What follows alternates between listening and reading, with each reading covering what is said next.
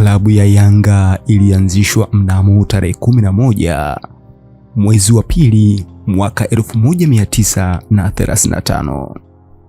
Klabu hii ilianzishwa na wakazi wa Dar es Salaam waliokuwa wakitafuta nafasi ya kushindana dhidi ya vilabu vya non-Africans, yani Asiatic na Ulaya, kipindi hicho cha wakati wa ukoloni. Klabu hii awali ilijulikana kama New Young kabla ya kubadilisha jina kuwa Young Africans. Yanga haikupata tu mafanikio ya kijeshi, bali pia ikawa ni alama ya harakati za ukombozi dhidi ya utawala wa kikoloni. Timu hii ya Yanga inavaa jezi ya njano na kijani.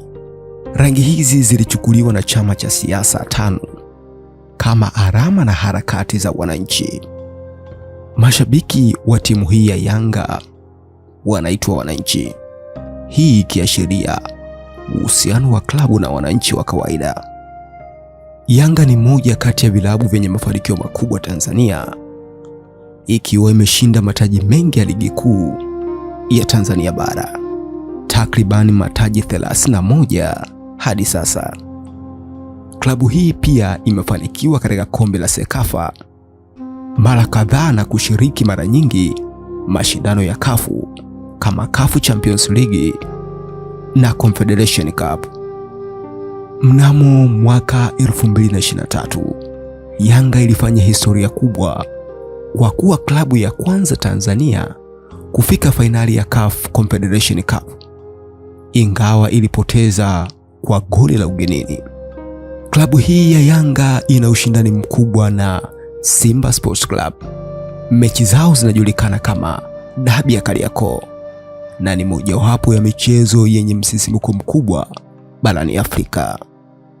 Klabu hii imekuwa si tu timu ya soka, bali pia ni kitovu cha utamaduni na jamii.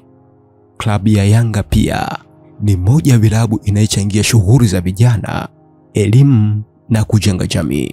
Turudi nyuma kidogo ili tuweze kufahamu mustakabali wa timu hii ya Yanga. Mnamo miaka 9, klabu ya Yanga ilikuwa ikifanya mazoezi katika uwanja wa Gymkhana. Yanga ikazaliwa haikuwa timu tu, bali ilikuwa ni ishara ya mapambano. Watu walifananisha klabu ya Yanga kama ishara ya ukombozi, umoja na kiburi cha Mwafrika. Na hapo ndipo rangi za kijani na njano zilivyoanza kutawala.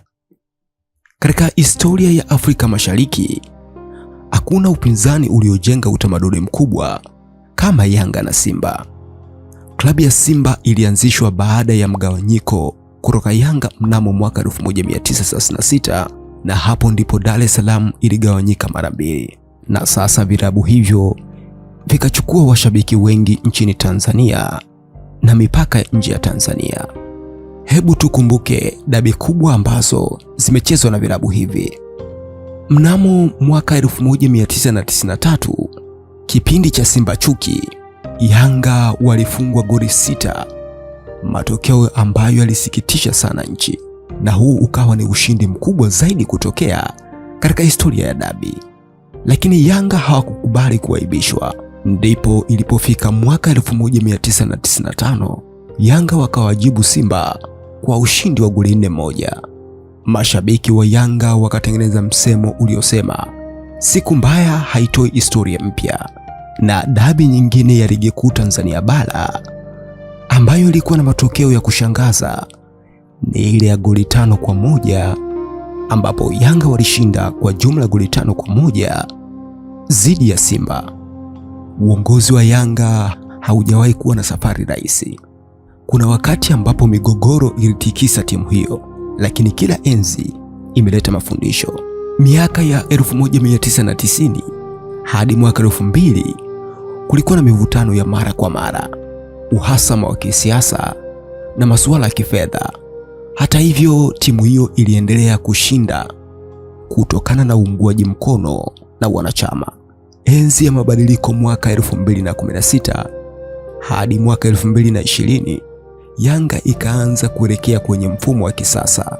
Mabadiliko ya utaratibu wa uendeshaji, ripoti za kamati ya mageuzi pamoja na mpango wa kuifanya timu iwe ya biashara. Kizazi kipya cha nguvu cha mwaka 2021 mpaka sasa, uongozi wa Yanga umefanikiwa.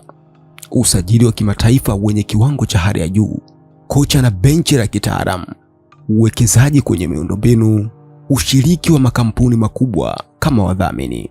Yanga ikawa ni klabu ya kisasa inayojitegemea zaidi kifedha, na hapo ndipo kila shabiki wa Yanga anatajwa kama ni mwananchi, kwa sababu timu hii imejengwa juu ya nguzo za umoja, mapambano, heshima pamoja na wingi wa mashabiki.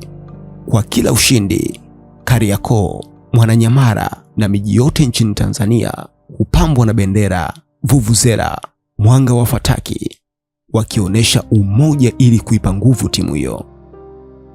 Nikukumbushe tu kwamba dabi ya moto ya kwanza kabisa kuwahi kutokea ilitokea mwaka 1968. Simba walikuwa wa moto sana, walikuwa wamejikusanya upya na kuleta changamoto mpya.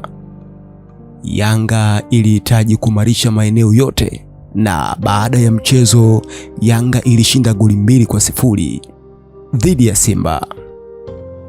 Na haya ni machache tu niliyokuandalia kati ya mengi katika klabu hii ya Yanga. Msimuliaji wako ni mimi, naitwa Situs M, niite Uncle C, na nikukumbushe tu kwamba makala nyingine ya Simba Sports Club inafuatia. Usisahau kusubscribe, kulike na kucomment ili uwe wa kwanza kupata kile ambacho mimi nakiweka hapa.